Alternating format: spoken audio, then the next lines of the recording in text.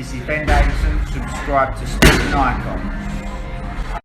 Alright everyone, hope you're all doing well. Now I just watched a 1-minute video interview clip on BT Sport over on Twitter, so go over to Twitter and you'll see it. Now I'm presuming that this is a very short clip of an extended interview that these guys will upload in due course. But within this 1-minute clip, there was a couple of points that Tyson Fury made. First of all, he was saying about how fighters should learn to avoid punishment, because at some point you're not going to be able to get back up again. So avoid punishment. And he was gesturing towards Anthony Joshua with the fact that he got dropped a couple of times against Andy Ruiz, and he's saying that Joshua, while he looks good and all that kind of thing, and he's an excellent fighter, but he needs to work on avoid getting hit. And he merged that into the fact that he got dropped twice by Deontay Wilder when these guys fought on December the 1st, just gone, in Los Angeles. And he says that the reason that he got caught and put down twice was due to the fact that he was out of the ring for 3 years, fought who he did in his 2-fight comeback, and then went and fought Wilder. So he wasn't at his best. And if Wilder was ever going to beat Tyson Fury, it was then. Also, he says that now he's had a couple more training camps and a couple more fights, Wilder hasn't got a prayer of beating him next time, or hurting him, knocking him down, etc. So that's pretty much it in a nutshell. Now, to expand on it, certainly with Joshua, yes, of course, he does need to work on his defense. That's no secret. Even his most hardcore fans have said he needs to work on his defense a whole lot more. But going into what Tyson Fury said, it's the same thing that I've been saying even before the Wilder fight, which was this was the best opportunity that Wilder was ever going to get.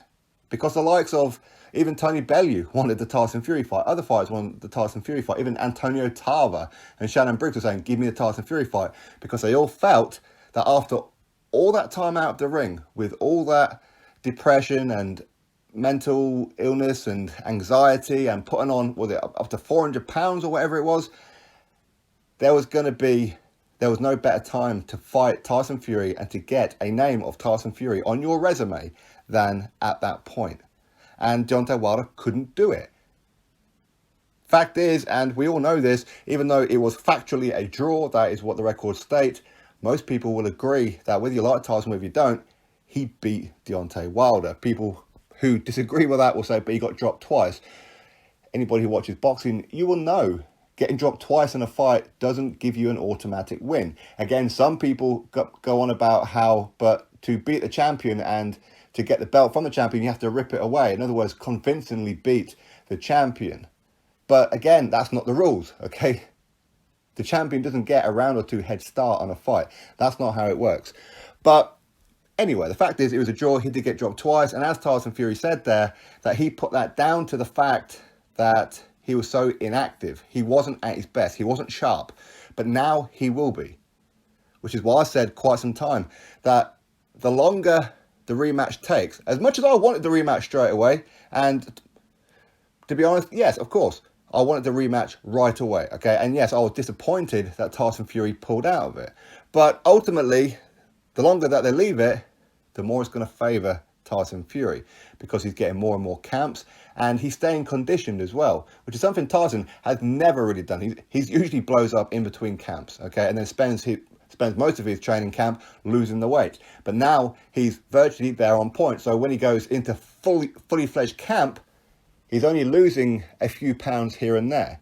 Okay, so yes, he's going to be a whole lot sharper, and Tyson Fury, I would imagine, even with the bookies, will be the favourite when he fights Deontay Wilder, because we know, and it's not to be disrespectful to Wilder, but he's a one-trick pony. It's a hell of a trick, okay, because he can put the lights out on anybody, but he didn't manage to put the lights out on Tyson Fury. People can say, yeah, but Tyson Fury was knocked out in round number 12. Okay, but he got up. Okay, and the fight continued and Tyson Fury won the rest of the round. Again, check the boxing rule book when you look at a round, because even judges nowadays are forgetting what the damn rules are, and it actually annoys me, because when you drop an opponent, that's not an automatic 10-8 round in your favour. It just means one point gets docked off of your opponent who hits the canvas. 1 point. You still have to win the rest of the round to make it a 10-8 round. Wilder didn't do that in round 9 or round 12. Tyson Fury won both those rounds except the knockout. So both rounds were actually a draw. That's the reality of it. But, as I said, even judges forget that. But the thing is, a rematch with Deontay Wilder and Tyson Fury. We know that Wilder, he's got no interest in traveling whatsoever. Even Frank Warren has said that the rematch will again happen in America because Wilder just doesn't want to travel, okay? And if he didn't have to, then I suppose why should he, right? But the thing is that Tyson will be much, much sharper. And as plenty of people said who spar with Tyson and that, when he doesn't want you to hit him, when he's focused, you ain't touching him. He's a big guy, and how he moves around that ring is phenomenal. For me, I think that the rematch between him and Deontay Wilder will end in a 12-0 round victory, unanimous decision for Tyson Fury. I don't think Wilder's going to touch him. But, as I said, Wilder has that detonating power that quite where he gets it from, I have no idea whatsoever. He's a phenomenally crazy puncher, all right? But that's pretty much where it starts and ends for him. Boxing skill-wise, I don't know, Wilder fans don't like hearing it, but he is just above amateur level when it comes to boxing skill. Yes, you do need to have a certain amount of skill to land that big punch, and he is very fast on his feet, and he has a pretty decent left hook, I suppose. But the thing is that he can be outboxed. If he can't land that big punch, then it's over. And history will tell you, all big punchers take losses because they rely on that big punch, and you're not always going to be able to land it.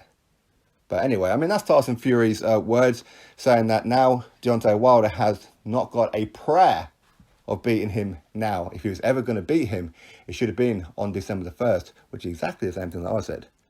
But will the rematch happen? Well, apparently it'll be February, March next year. Of course, Tyson Fury, he's going to take on Otto Wallin in, was it September time, whenever, September 14th, I think I said. And Wilder will take on Luis Ortiz, potentially. Okay, quite what the hold-up with that one is, I have no idea. But either way, these guys are going to have a fight in between, and then apparently these guys will get in the ring. To be honest with you, I don't know why these guys just don't get in the ring now. But anyway, it is what it is. You drop your thoughts below about it, click thumbs up, subscribe. Catch you all on the next one.